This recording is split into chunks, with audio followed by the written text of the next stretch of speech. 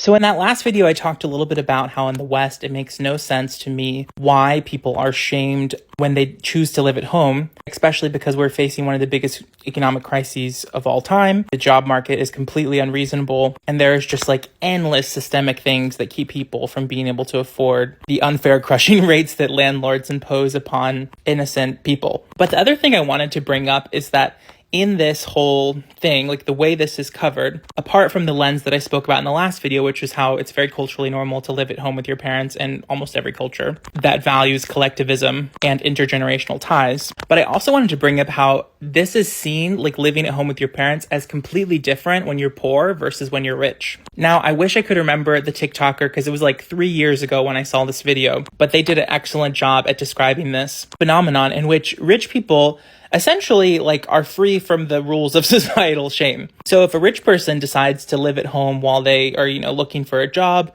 to live at home after college, to live at home while they're unemployed, it's not seen as shameful at all. But when a poor person does it, it is. Obviously, there's blatant classism here, but I've seen this a lot in my own life too. I mean, I went to a school that had a lot of rich people. I went to Dartmouth College, which is regularly considered to be one of the best universities on the planet. It's an Ivy League university. It typically is in the top 10, and its student body is typically composed of the children of millionaires and billionaires, and that is not an exaggeration. A large percentage of Dartmouth's, undergraduate population were also valedictorian or salutatorian in their high schools. And because many of these students come from wealthy families, they have an economic and academic edge over everyone else because they can afford the best tutors, they can afford to, do unpaid internships, they can afford to live at home with their parents for free while they look for jobs. And there's never any shame placed on them. It's just seen as a completely normal thing.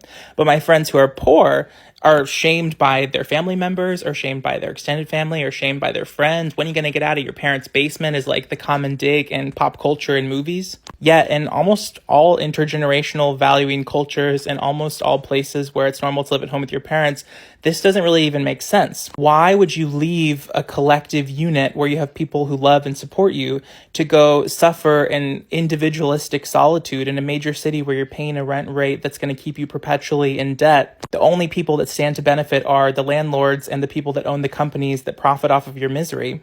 In my humble opinion, if you have a good relationship with your parents and if you are able to safely live at home, which I realize is a complete privilege and not many, I should acknowledge that not everyone has a good relationship with their parents. Not everyone has like a mental sense of safety in their parental home.